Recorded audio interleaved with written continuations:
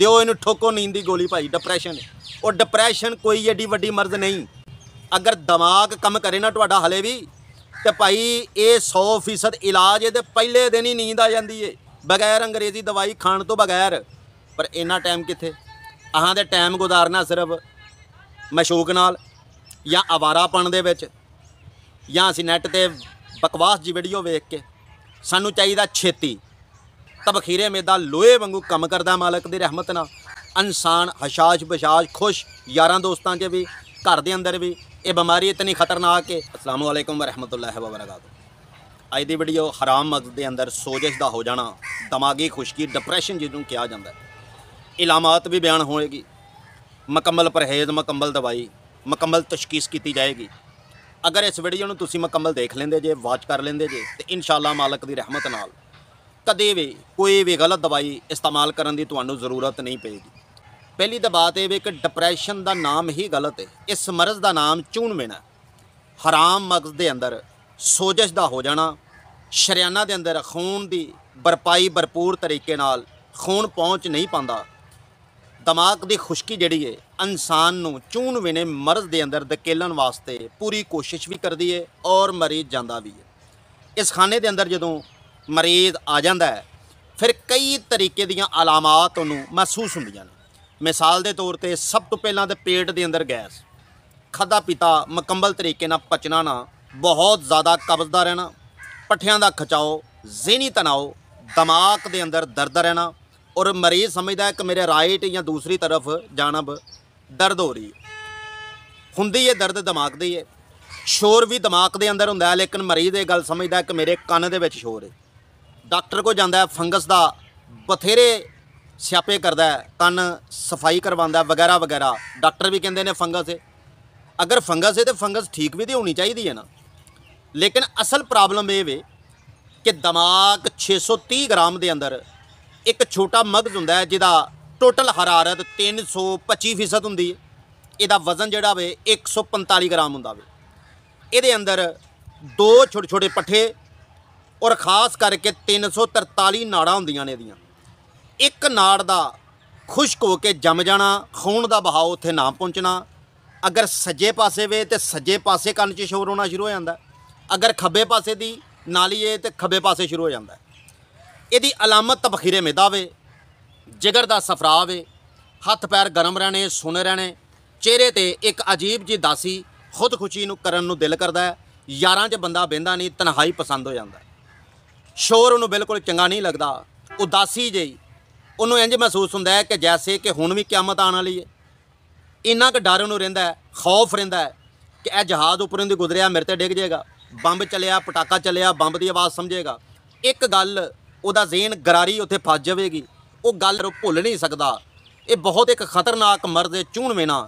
लोग डायरैक्ट ही मैदे का इलाज करना शुरू कर देंदे ने, हालांकि ये बीमारी दिमाग छोटे दी है। और समझदार कुछ बंदे ने पाकिस्तान के अंदर माशाअल्लाह बहुत ही ज़्यादा, जिन्होंने चवानी की अकल भी नहीं रहेगी कि अगर चूनवेना मर्ज होवे तो नींदर की गोली खा के तो सोना शुरू कर देंदे ने। इत्थे बड़े बड़े पढ़े लिखे लोग मैनू व्हाट्सएप पर मैसेज फिर करते हैं कि बाबा जी मैंने बहुत इलाज पहले किया है, अंग्रेज़ी मेडिसिन मैंने खाई है लेकिन फ़र्क नहीं पड़ा, मुझे ये प्रॉब्लम हो रही है।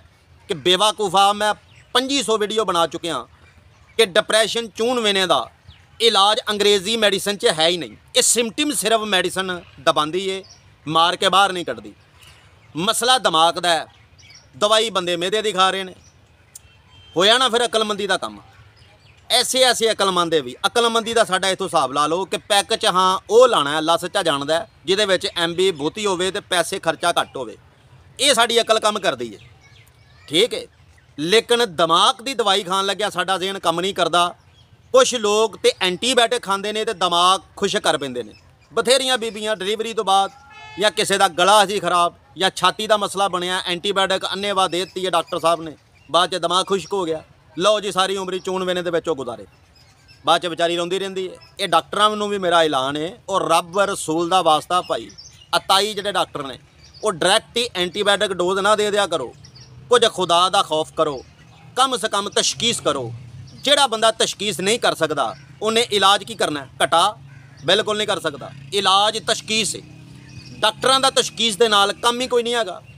अगर जाके कहो कि बाबा जी सिर दी दर्द है तो दिओ जी बाबा जी इनू मूवन, दिओ जी इनू पैनाडोल, दिओ इनू फलानी। तशखीस तो करो कि सिर नूं दर्द हुंदी किस वजह तो पई है।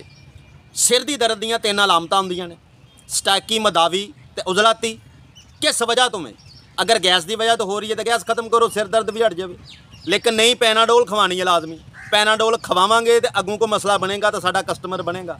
दिओ इनू ठोको नींद की गोली भाई, डिप्रैशन है। और डिप्रैशन कोई एडी वड्डी मर्ज नहीं। अगर दिमाग कम करे ना तुहाडा हले भी तो भाई ये 100% इलाज है। पहले दिन ही नींद आ जाती है बगैर अंग्रेजी दवाई खाण तो बगैर। पर इन्ना टाइम कित्थे, अहां दे टाइम गुजारना सिर्फ मशूक नाल या आवारापन दे विच, या असीं नैट ते बकवास जी वीडियो वेख के। सानू चाहिदा छेती अर्जेंट काम। ते डिप्रैशन वाला बंदा एक गल ज़हन दे विचों कढ दवे कि बिल्कुल छेती वाला काम डिप्रैशन नहीं।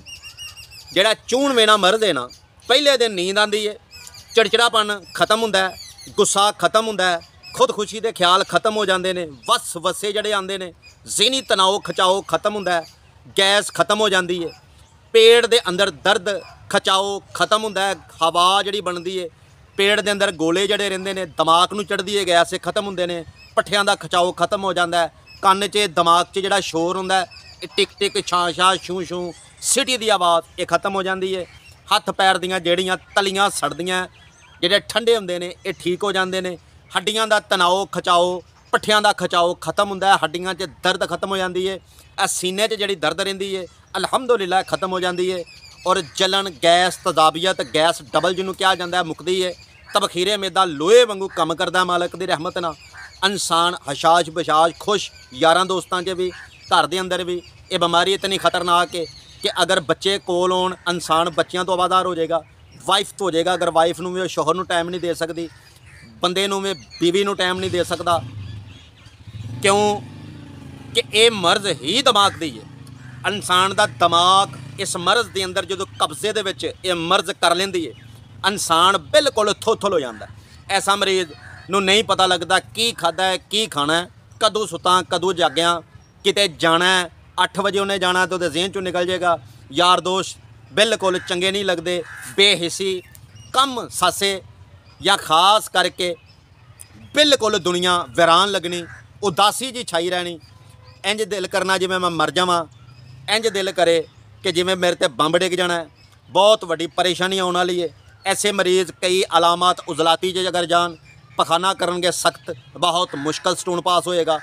थोड़ी थोड़ी नाल खून, फिर मौके मसे, रहम दे विच परेशानी अगर औरत है, माहवारी जड़ी है परेशान करेगी, रतूबत ख़त्म ज़्यादा हो जाना, चेहरे ते किल दाने शाइयां, वाल बड़ी छेती फिर झड़ना शुरू हो जाते हैं, चेहरा शाही माल हो जाता है। यह जगह ते खड्डे टोए, अखां अंदर दसनियां शुरू हो जाएगियां। ऐसे मरीज़ की जबान सुरख होएगी या वाइट होएगी, उत्ते कट बनने शुरू हो जाएंगे साइडां ते। यह जगह ते दर्द, कभी यह जगह ते दर्द, गल्लड़ दा बनना, यह पिछले हिस्से दे विच दर्द दा रहना। ऐसे मरीज़ दीयां अलामतां मैं बयान कर छड़ियां। हुण तुहाडी मौज दी बात है कि राबता करके तशखीस करवा सकते जे मुफ्त। कोई पाई पैसा अख की तस्वीर, जबान की तस्वीर भेज के, हत्थ पैर दे उल्टियां की तस्वीर भेज के तुसीं तशखीस करवा सकते जे मुफ्त। इलाज वाले पासे आने कि अगर गुदी तहरीर के अंदर इलाज है तो फिर भी मेरी इस तो पिछली वीडियो वे अलहमदुलिल्लाह ये ही थले आ रही है, गौर ना वेखो। तुसीं नुस्खा लिख लवो, बनाओ, खाओ, अल्लाह पाक की रहमत होएगी। नींद अलहमदुलिल्लाह आएगी। वसवसे, चिड़चिड़ापन, गुस्सा, बेचैनी, बेताबी, बेसकूनी, उदासी खत्म होएगी। गैस कब्ज़ खत्म होएगी। पट पिनियाँ नहीं फुलणगियां। अल्लाह की रहमत नाल लक दे कड़े की दर्द खत्म होएगी। दिमागी झटके जिहड़े करंट जा लगता है जिसम के अंदर है बैक साइड ते, पूरे जिसम के अंदर जिहड़े झटके महसूस होंदे ने अलहमदुलिल्लाह खत्म हो जाएंगे। चेहरा ग्लो करेगा। अल्लाह की रहमत नाल किल दाने शाइयां भी खत्म होणगे और नखार आएगा। और डिप्रैशन, चून वेना, असल जिहड़ा नाम चून वेना है, अल्लाह की मेहरबानी नाल खत्म होएगा। जिगर का सफरा कंट्रोल च रहेगा और जिगर लोहे वांगू काम करेगा। असीं नहीं ये गल कहांगे कि साडे चैनल नूं सबसक्राइब करो, लाइक करो, शेयर करो, ना करो, क्योंकि हाँ चैनल बनाया ही नहीं है लालच वास्ते। असीं ते पाक मुहम्मद सल्लल्लाहु अलैहि वसल्लम दे गुलामां दे नाल मुहब्बत रखी दी है, तो मुहब्बत करी दी अल्लाह की रज़ा वास्ते ही दसन दे। सानू कोई लालच नहीं पाई पैसे का, सिर्फ ये लालच जरूर है कि तुहानू वास्ता मेरे पाक हुसैन दे पाक नाने दा एक बारी सिर्फ दरूद इब्राहीम अल्हम्दुलिल्लाह मेरे पाक रसूल ते लाजमी पढ़ दवो। बाकी अलहमदुलिल्लाह तुसी कख ना करो, ना लाइक करो, ना सबसक्राइब करो, ना शेयर करो। मालक तुहाडे वक्त बुलंद अता फरमाए।